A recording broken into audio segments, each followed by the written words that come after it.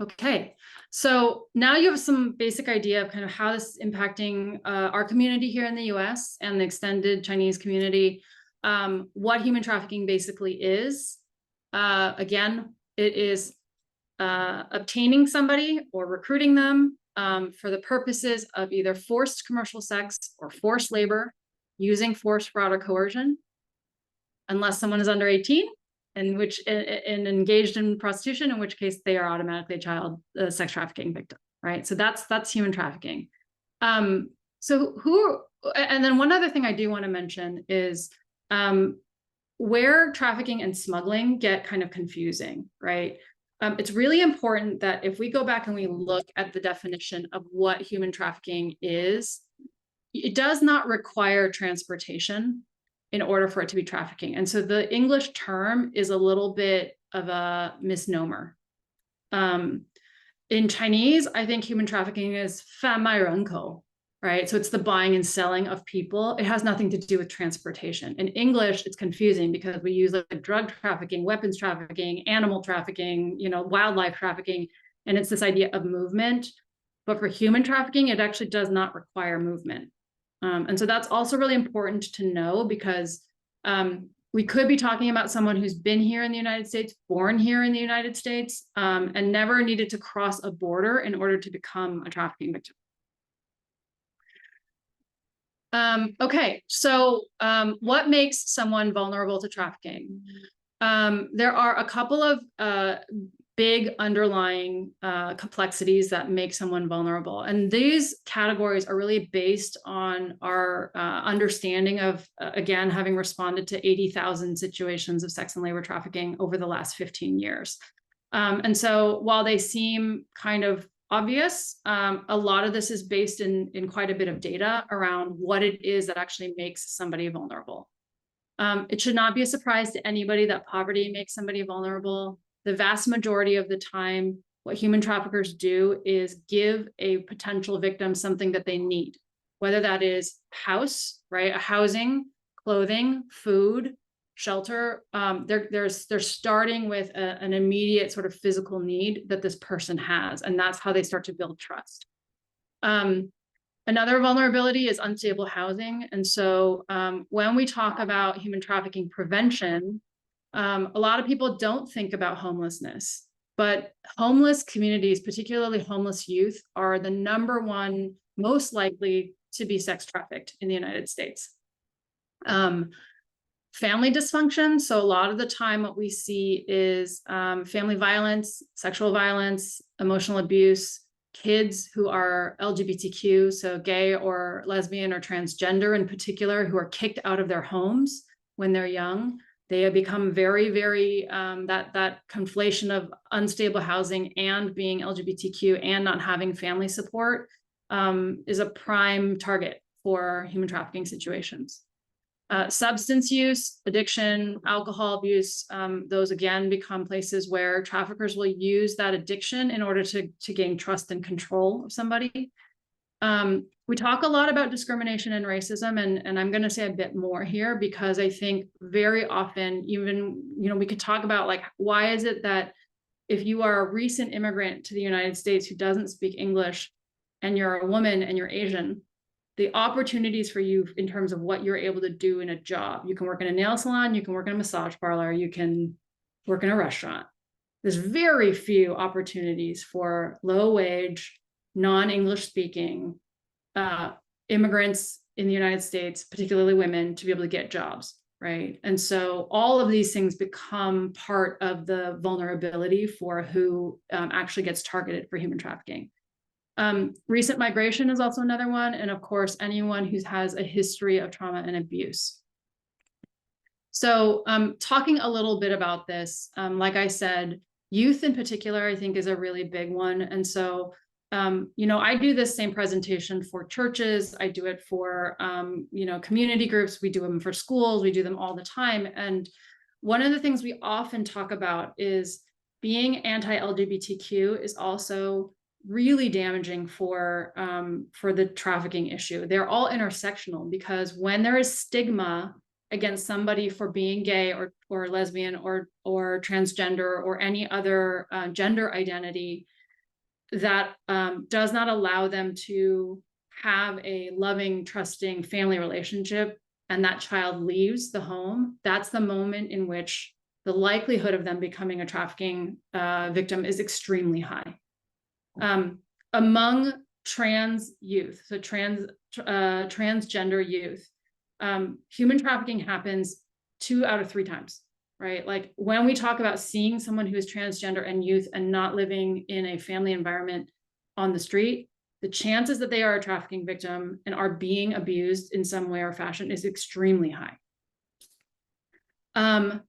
Kids who are neglected, kids who are, a lot of the data that we have shows that the vast majority, I think it was 92% of trafficking survivors experience some form of physical, sexual, or emotional abuse prior to them becoming trafficking victims.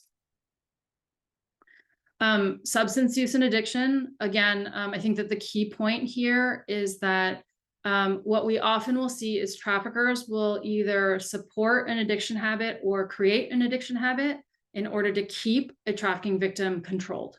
So they will say, you go do whatever it is that I ask you to do, and then you'll get drugs. And if you don't do what I tell you to do, if you don't earn the money that I want you to earn, you will not get the drugs, right? And that's the method of coercion that they're using in order to keep someone in their situation.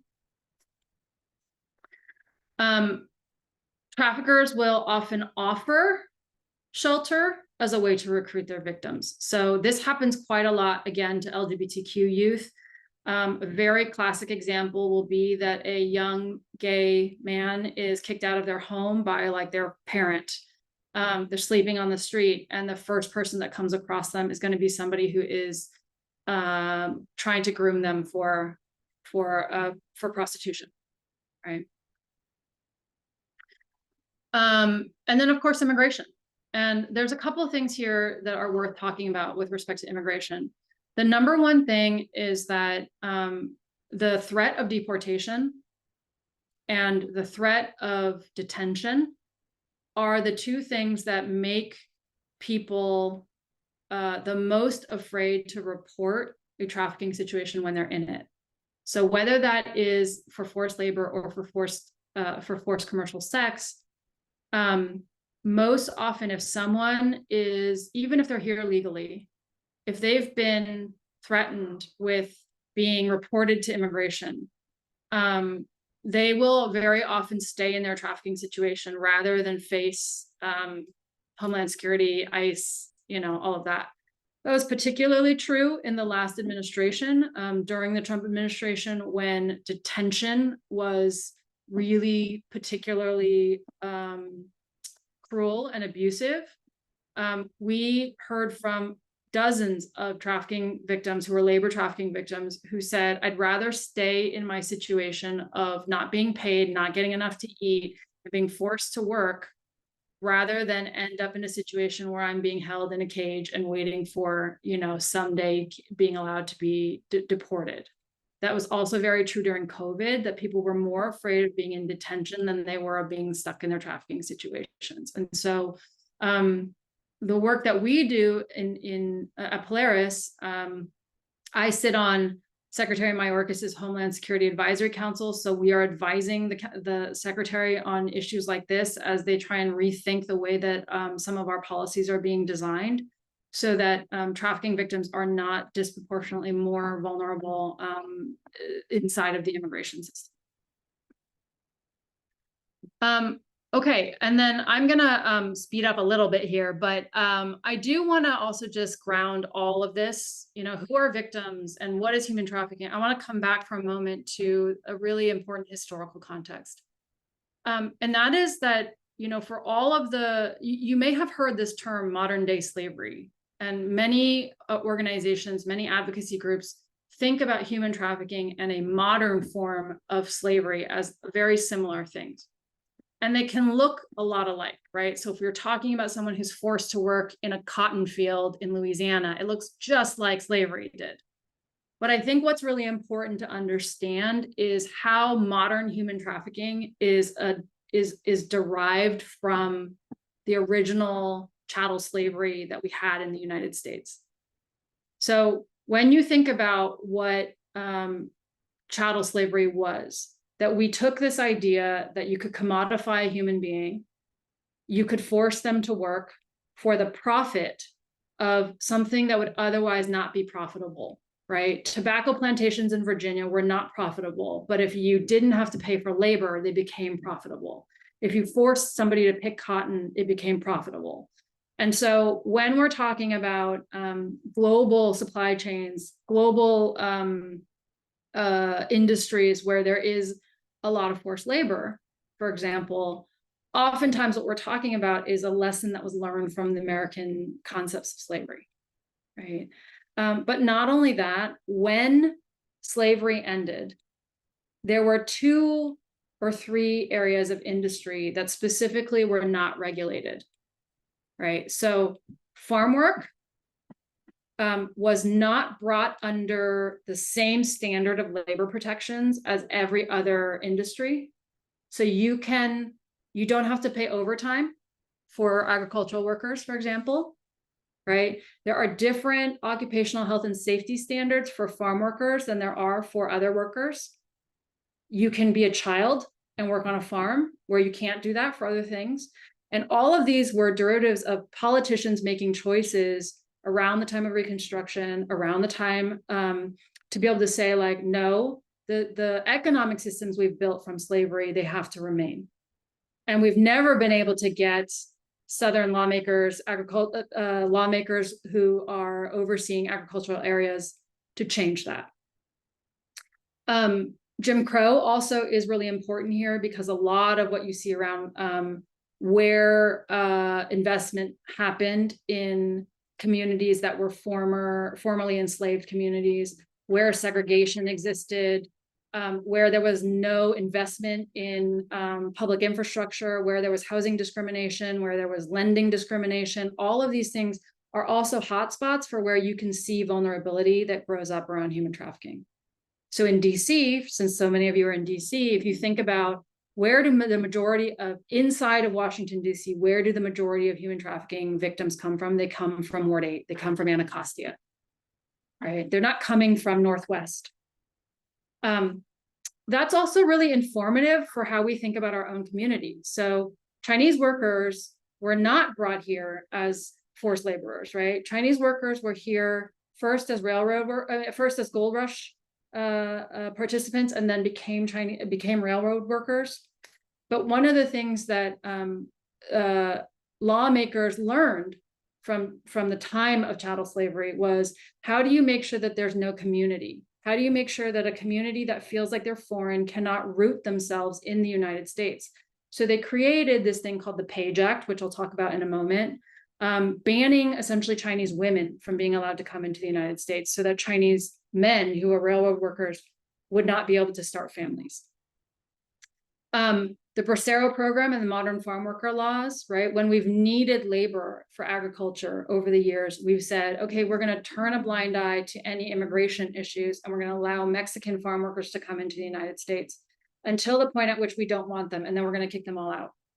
And so now we have this thing that is called the modern guest worker system, where workers come in for 3 years at a time and then they're forced to go out and they're never allowed to settle in the United States. And that program that is basically built to say we can commodify workers to make ourselves profitable, that program has a huge amount of exploitation in it. So those are some, I think, really important examples. And then the 2 examples I do want to give you about why race and racism have really played important roles in early anti-trafficking laws is because I think, again, this is an important this is an important way to understand why our community itself is at risk. So the first one is the Page Law. I don't know how many of you have heard of this law. This is something that we in the anti-trafficking community talk about a lot, because the perception of Asian women as like sexualized identities. This is something that comes all the way from the 1870s for us, right? So right at the time that Chinese workers were finishing building the railroads, America experienced an economic depression or recession, and white workers were not able to find jobs. And so they started to get upset that Chinese workers had these jobs. So they wanted to start to push out Chinese workers, but they couldn't at the time create a law that just said, you can't come into the United States just because you're Chinese. This is before the Chinese Exclusion Act. So they tried a law first that said, oh, under the idea that we want to stop anyone from being forced to be here or exploited or for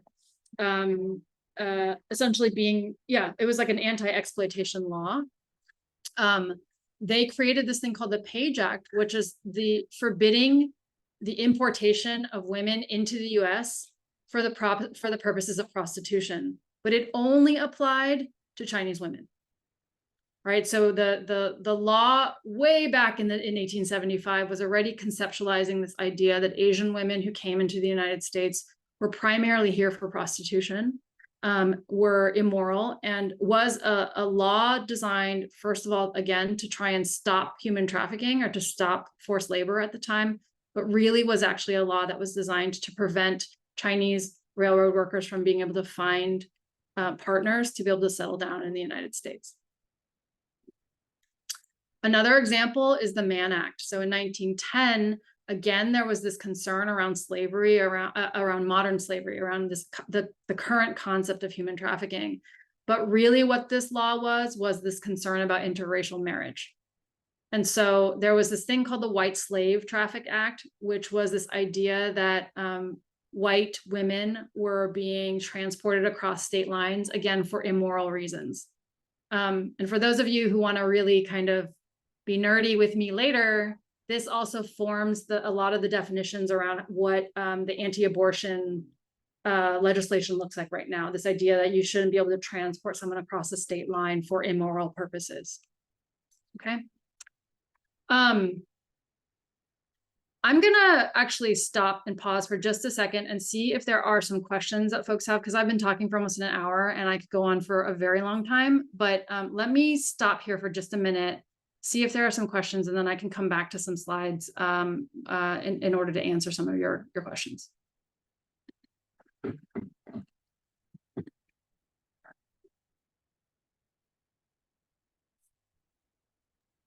Any questions? If not, I'm happy to keep going. Hi, I'm Christine. One quick question. So do you work very closely with the ICE? We do in some ways. So Homeland Security is responsible for a lot of the labor trafficking issues that are going on. There are different components of ICE. So Homeland Security Investigations, which is the investigations arm of ICE, is an agency that we work really closely with. We don't work very closely with what's called ERO, enforcement removal operations. So we don't really work at all with the body of ICE that does the sweeps in order to remove undocumented immigrants. In fact, most of our work, we try very hard to separate that from ERO because we want to make sure that immigrant victims will be able to trust us.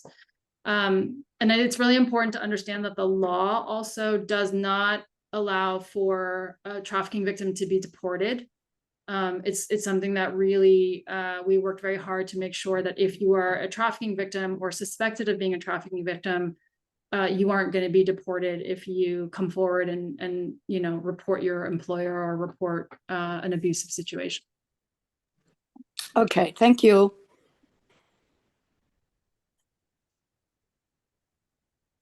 So how do you make that message across to those victims? But they are afraid they'll be deported. So they're afraid that they will not report of their situations. Right. So one of the big things for us in operating the U.S. National Human Trafficking Hotline is we make it really clear that we're not government. And one of the things that we do is also we do not report immigration status at all. So we may learn that someone is undocumented as part of their experience, and that the trafficker is trying to force them to stay in their situation because they're undocumented. And from that purpose, we will, the law is very clear that it's actually the trafficker who is committing the felony when you try to threaten someone with their immigration status as a way to compel them to work. That is a federal crime. So you both have a situation where being in a forced labor situation is a federal crime, and using immigration is a federal crime. Being undocumented is a civil crime. It's not a criminal. It's not a federal crime, right? So the federal criminal statutes usually take more. That's what law enforcement's paying attention to. They're looking at the trafficker themselves. They're not looking at the victim. Changes sometimes from administration to administration, but current administration is very focused on going after the abusive employer. Can I have a question about, to clarify the page law that actually is kind of racism, right? They try to avoid let the women come in so they cannot get married to build a family and attract more railway workers come to the United States. Actually, that's the main reason. So it's just something kind of like a racism rather than protect the woman. Exactly. And so the laws will say that they're there to protect, a vulnerable population, but is actually really, really rooted in racism. The Page Act was also a trial run before the Chinese Exclusion Act, right? Because I think that was 1883. So this was a first attempt to see whether or not you could stop Chinese women first before you actually stopped all Asians or all Chinese people from coming into the United States. So that's before they stop those like a railway worker coming. To start from, here's the first one. I mean, they stop the woman to come in, and then later on they stop the railway worker coming. So yeah, it was Gold Rush first, you could come. Then it was recruited to come for railroad work. And then it was, well, we shouldn't allow Chinese women to come because they're all going to be, either prostitution or they're going to try and settle down here. And we don't want Chinese people here for that purpose. We only want Chinese people here for labor, right? That was the thinking. And so once the economy got bad and it was like, well, we don't want Chinese people here at all, that's when the Chinese Exclusion Act happened. Okay. Yeah. All right. Thank you. Are you partnering with IJM, International Justice Mission? We do a little bit of work with them, but IJM mostly works internationally, and we work in the United States. Yeah. So we do work with them on advocacy in Washington. I know their leadership quite well, but on a day-to-day level, not really, because they're mostly working overseas. Yeah.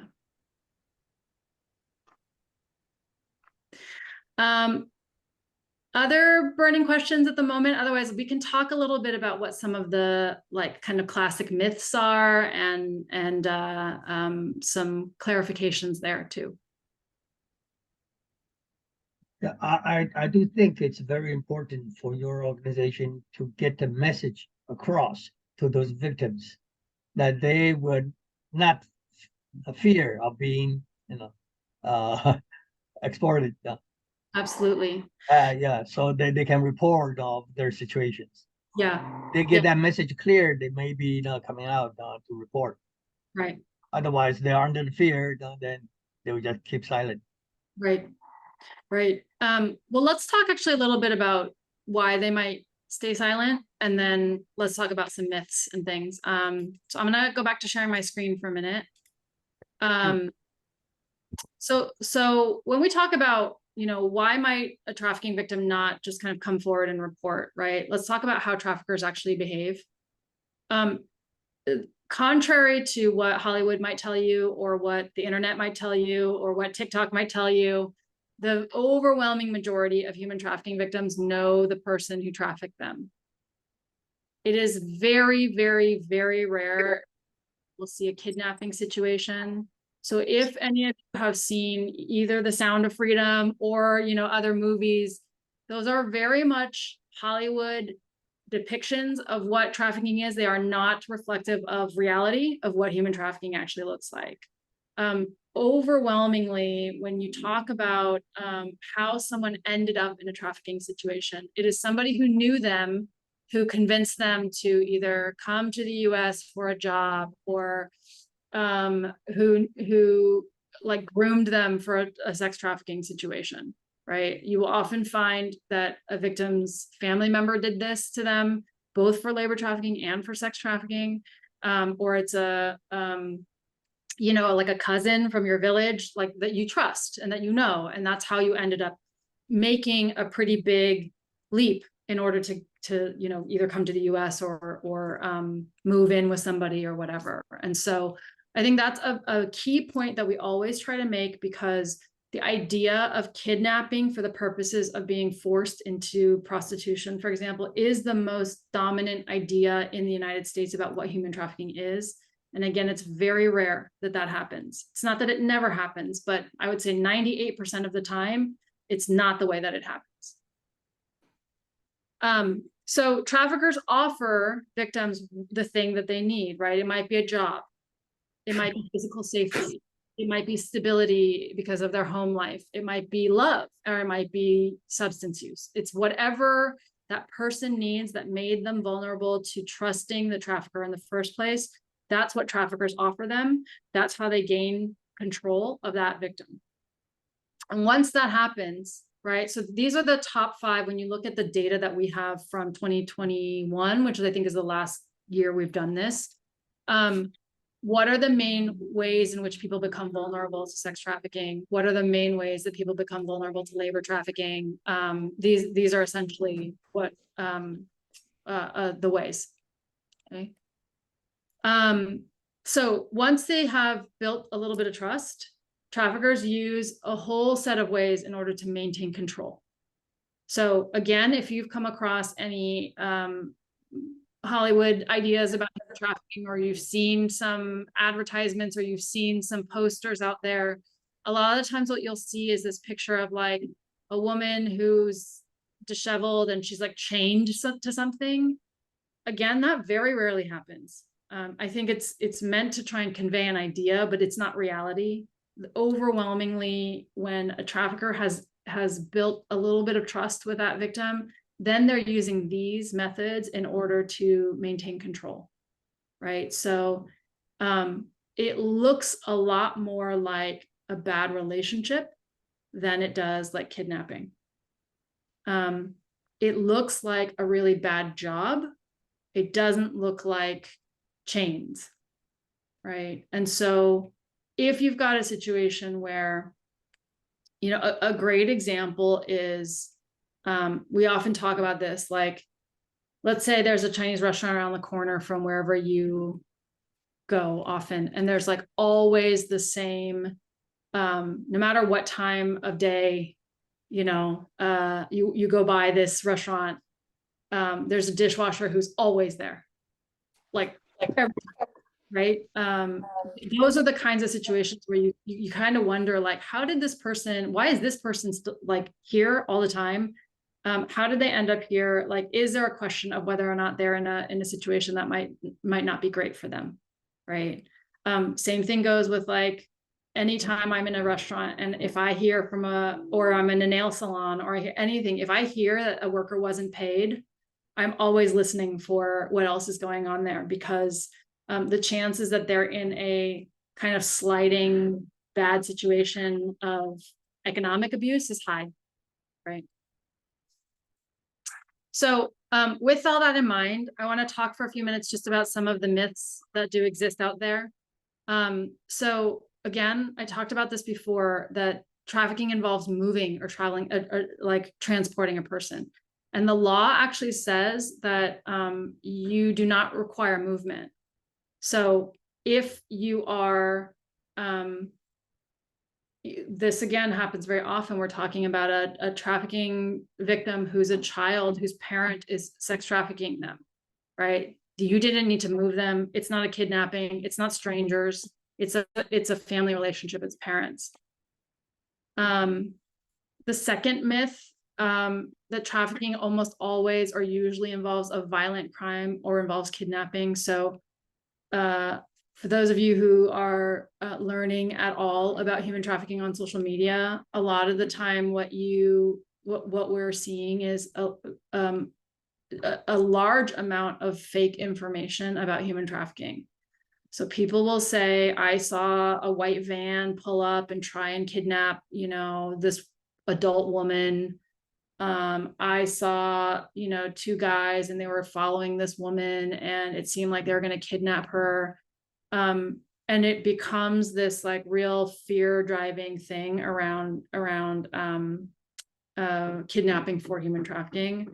Again, we really try to help people understand that the energy put toward raising awareness about human trafficking needs to be focused on the communities that are most vulnerable, not on a sense that you or I in an everyday setting, like at a gas station, is going to be kidnapped and sent into a trafficking situation. It's just not the way that it happens. So I would say if you hear that either in your community or your church or wherever, to really be encouraging people, you can come to our website. It's polarisproject.org.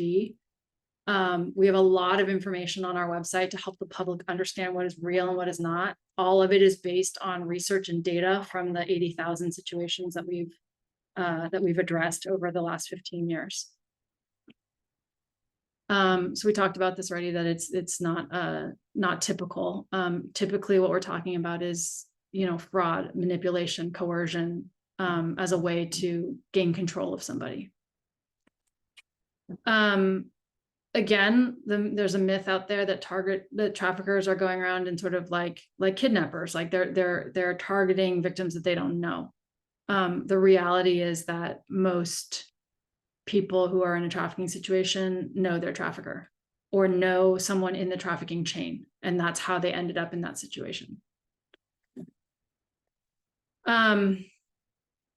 One more myth, I think that's really important. Human trafficking only happens to women and girls. Very much not true. Trafficking happens across the board. There is more trafficking happening for labor than there is for sex in the United States and actually around the world. But sex trafficking gets all of the attention. So in the US, when we think about Chinese community, construction work, elder care, domestic work and housekeeping, massage parlors, I think I said restaurants already. These are all very common places to find victims who are being exploited and abused, and both men and women.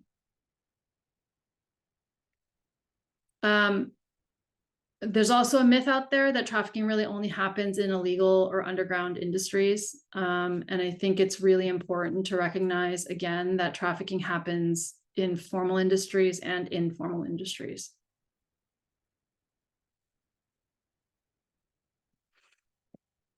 Again, we've talked about the fact that human trafficking, this idea that it's only sex trafficking. And again, the law says that there's two types, right? It could involve sex or it could not. Oftentimes, if you're talking about someone who's sex trafficked, they're often also labor trafficked. And then oftentimes, if you're talking about somebody who's labor trafficked, there's also been sexual abuse.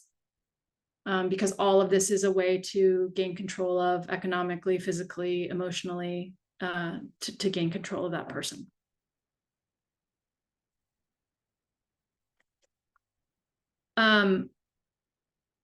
I think this is also a myth that's really important to address. I think there is a big sense in the US that only people who are undocumented get trafficked.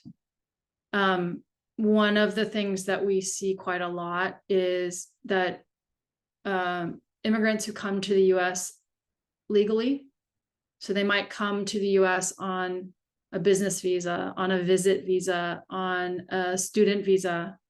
They might be coming here for temporary work. The the reality is that you can be undocumented or you could be documented. It doesn't really matter. The chances are, the possibility is still there.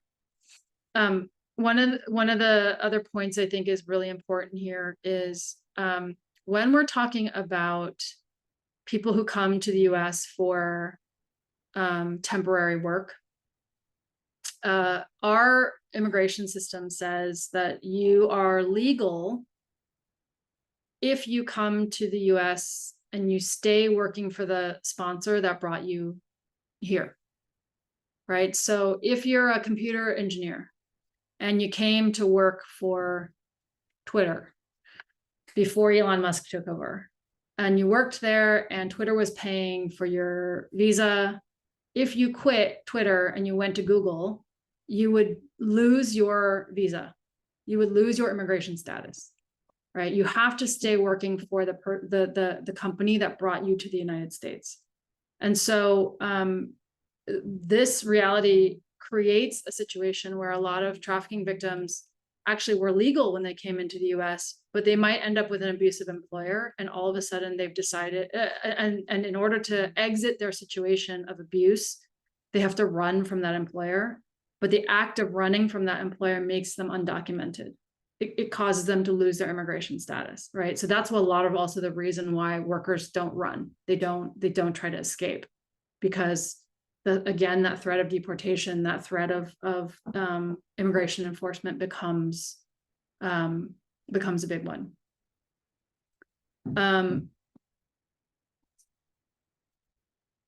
So those are I think some of the myths. They're very related to each other, but I just want to underscore again, I think that oftentimes what we're talking about is a real perception of just sex trafficking, just children, just girls, that you have to have movement, and that we're really just talking about undocumented people. And the reality is that it's quite different, right? It can be adults, it can be children, can be men, can be women, can be people of all genders. It can be for legal migrants, can be for undocumented people. Like, it really is not based on those lines that we talked about. Okay. The final thing that I'll just share is a little bit about the National Human Trafficking Hotline. Again, I think for those of you who are writing, this is a good thing to share.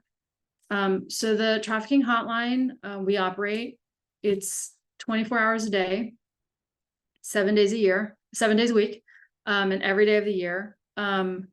We can pick up the phone and talk to people in English and Spanish, and we increasingly can do the same in Chinese. But we have the ability to work through interpreters to take calls in any language across the country, across the world. So indigenous languages, like limited languages, we can do all of those things. And so anybody is able to call us and get help if they need it. The phone number is here. It's 1-888-373-7888. So it's 888-373-7888. That's the number. You can also text us at Be Free. So 233-733. If you text that number, we have hotline advocates we have basically call operators who will just text back. It is in English. We're increasingly doing it in Spanish. We cannot yet do it in Chinese because of the characters. But we can do Chinese over the phone. And then there are some other ways to also reach us. You can chat us on the website. If you go to humantraffickinghotline.org, you can submit a written report to us. So for example, if you have a situation where you think that there is a trafficking situation going on, you can send it to us by web form, and then you can always email us also. The chat, the web form, and the email are for not urgent situations. So if it's like you have concerns about something going on in your community, you can send us those emails or chats or submit a web form, and within 24 hours we'll review it. The calling and the text is for urgent situations. So let's say someone shows up at your church and they are in really bad trouble and they need help at that moment. Like these are the channels that you would call or text in order to get help in that, you know, crisis situation within an hour, basically, is what we'd be able to do. We work with 911, we work with local law enforcement, we work with local service providers. So if it's an emergency, you know, we're not law enforcement, we're not first responders in that way. We would always tell you to call, you know, 911 first. But if it's a specific thing about trafficking and you're trying to figure out what to do for somebody who's a trafficking victim, calling or texting us is the way to do it.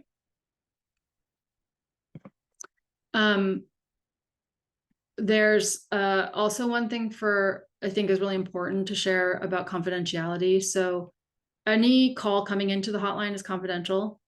So unless the person who contacts us gives us permission, we will not share this information with law enforcement. We are always asking the person whether or not they, if they're the victim, if they want to be contacting law enforcement. If they don't, we will never do that. We will just refer them to services or a lawyer or housing or whatever it is that they actually need to address that issue in that moment.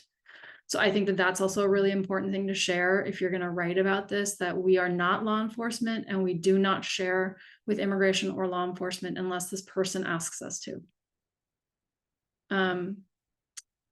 We are required to report to law enforcement under 3 situations.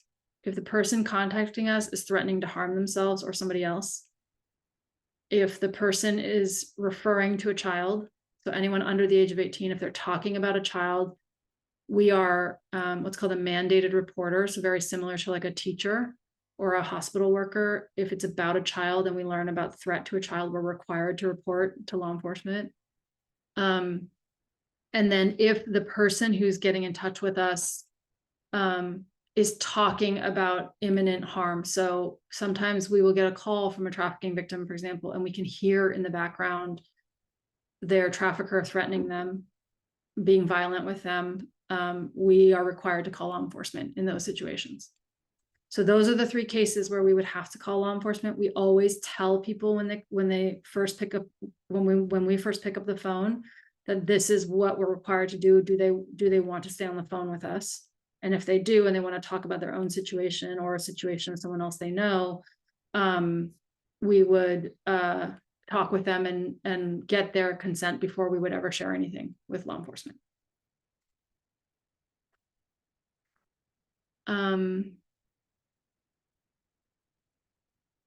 Okay, so and then the last thing I think I was going to share is just this, that anyone who calls the hotline, they can choose one of 3 options. They can be anonymous entirely. It can be confidential, meaning that we can follow up with them, but no one else will know that they've called us. Or they're willing to be contacted, meaning that, so for example, you know of a family member who's in trouble. Our best way to help you is to share with you the name of a lawyer and share with you the name of local law enforcement who's trained to address this issue. You're willing to be contacted by that lawyer and by that local law enforcement officer in order to help your family member. That's what willing to be contacted means. Okay, I think that is everything. So let me stop sharing and just see if there are any last questions. Otherwise, I feel like this is probably way too much information for a Saturday afternoon. So, yeah. I have a question. Sure. So this sound like a layperson's question. So how are the bad guys, ringleaders, eventually caught? How? I mean, that's the ending of the movie, right? So Yeah. So how does it work?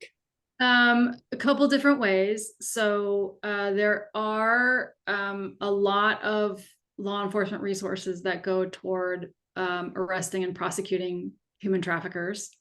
In the US, I believe that the minimum sentence is 15 years. I could be wrong, but it's something along those lines. And there are efforts in different places to try and change how severe the punishment is for human trafficking. But overall, what typically will happen is trafficking victim will call us. That person is unsure whether or not they're in a trafficking situation. We will talk to them maybe 4 or 5 times over the course of a couple of months. They'll call us whenever they can.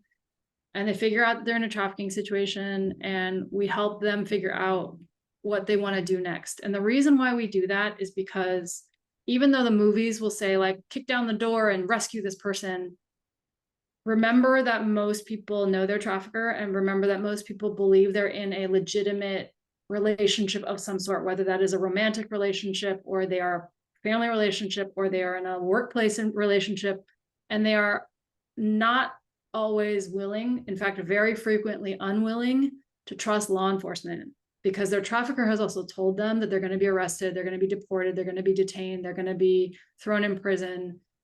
And the trafficker has also told them, trust me, I've already figured it out that I'm not going to face any punishment for this. You will. So if law enforcement comes knocking on the door, you're the one who's going to go to jail, not me. Right? So all of that is being told to victims all the time. So what we do on the phone is we're counseling them to help them try and understand what's happening to them, reinstill a sense of trust and control in their lives, and then help them make a choice about when and how they want to exit their situation.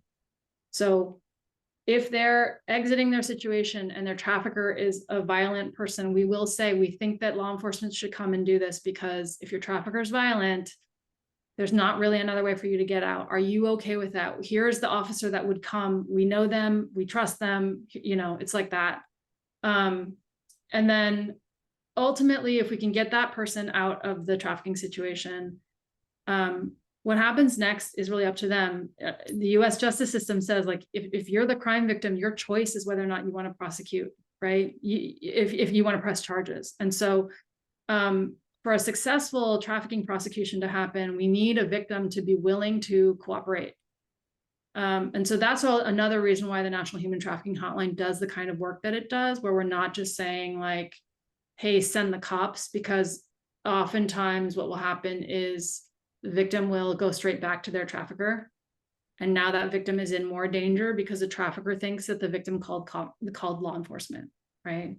So we really work to try and get that person out one time, and then build their trust to be willing to cooperate with prosecutors and law enforcement to go after their trafficker.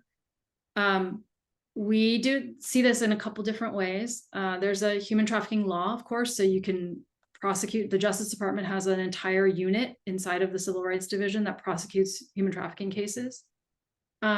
We also use financial crimes laws. So the reason why we partner with banks is because money laundering laws, financial crimes laws are very effective for going after traffickers, because you don't need a victim to be willing to testify. You just have to show the bank records. And banks are required to deal with, you know, criminal enterprises and activity inside of their banks. Other times we'll see that we can go after traffickers using, you know, violations of all sorts of things, alcohol beverage control violations, like licensing violations. There's like a lot of different insurance fraud. There's a lot of different ways that sort of the legal system can kind of come at traffickers. And then, you know, I think that the long term is really doing the prevention work, because we have been doing this for 20 years. I've been doing this for almost 25 years. And I think what's very clear to me is that you cannot arrest your way out of this situation. Like, you can't arrest your way out of 28 million people who've been exploited some way or another, right? It has to be thinking about prevention.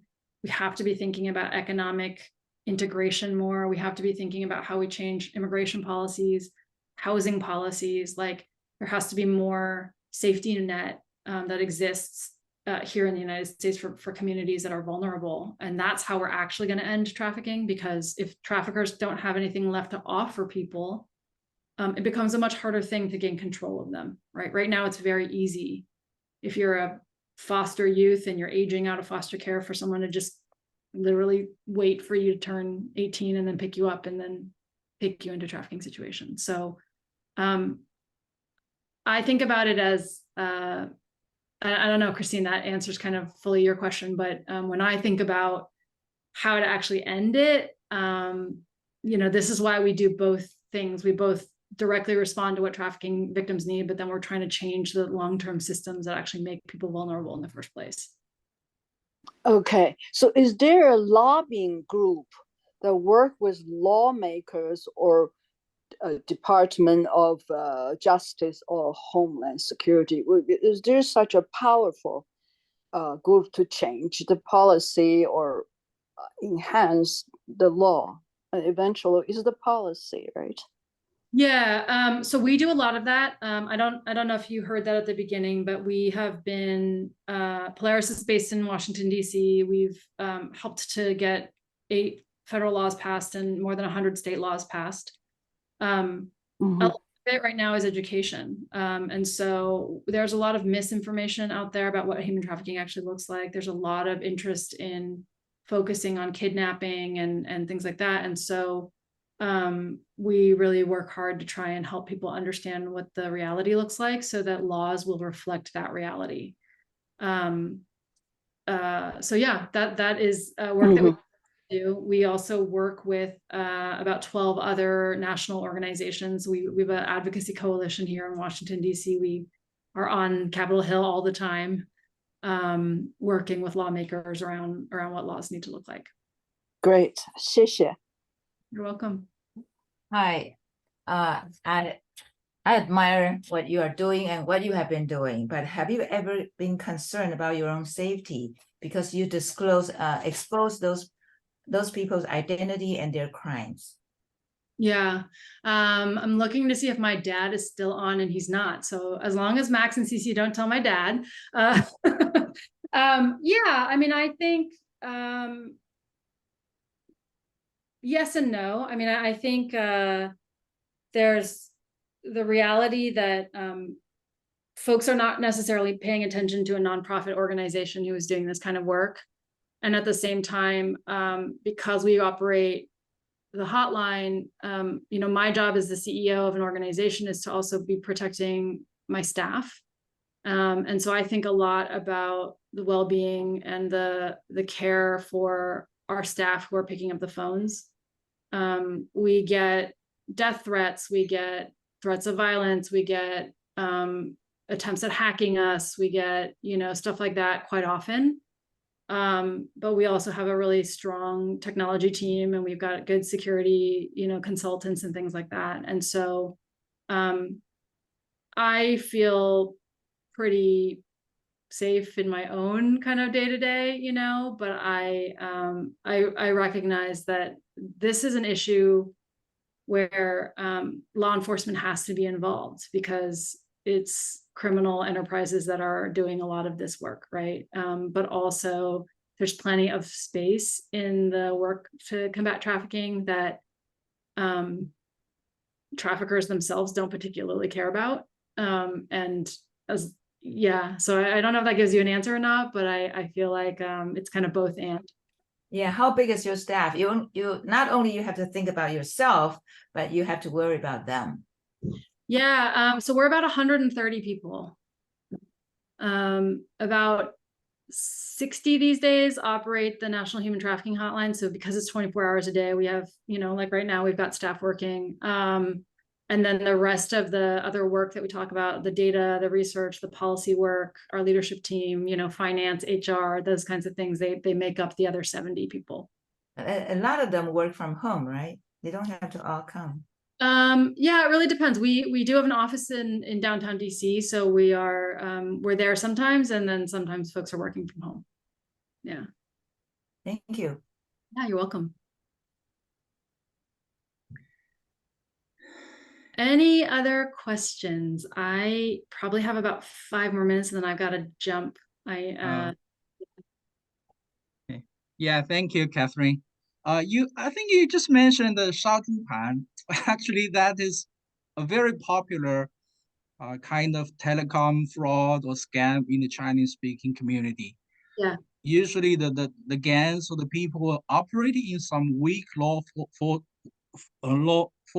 enforcement area like the Philippines, you mentioned North Burma, Cambodia. And I noticed the reason they are reaching out to the people in the United States. Yeah. On the Twitter, some KOLs popular posts, the comments, I saw a bunch of them. Some soft porn tweets, or actually these people are operating with very sophisticated schemes. They have well-written play script to speaking with different people. Because I watched some documentary and also some YouTubers, they disclose the information. Some people are from the inside. Yeah. They have hundreds of ways to get your money out when they through some people looking for marriage or guide you to a lottery or gambling or whatever situation, they have ways to guide you into that trap. Right. So for such kind of things, I think you mentioned the prevention work would be very important. I think those people, they cannot operate in the United States, but the victims can be here. Yeah, yeah, absolutely. Well, and in the case where it relates to trafficking, it's really about the young people who are being targeted with fake job offers, who then end up in those operations, right? From what I understand, at least in Cambodia, you know, it is Chinese organized crime. Same thing with Macau. It's, you know, where casinos are not as lucrative anymore. This becomes more lucrative for sort of semi-organized crime. And so a lot of the work that I see right now is in terms of prevention of human trafficking is much more around making sure that young people understand what a fake job offer looks like versus a real one, right? If it looks too good to be true, then it's too good to be true, right? And so making sure that there's clarity about what does a job really look like? What are you really agreeing to? Where will you live? Who's responsible? How are you getting there? What's the cost? Like, how are you supposed to pay back? You know, all of these components that I think we would all naturally ask ourselves. It's really just making sure that there's education for our community, that it's very rare that you're going to just get like on the internet a job offer for a whole ton of money that seems too good to be true.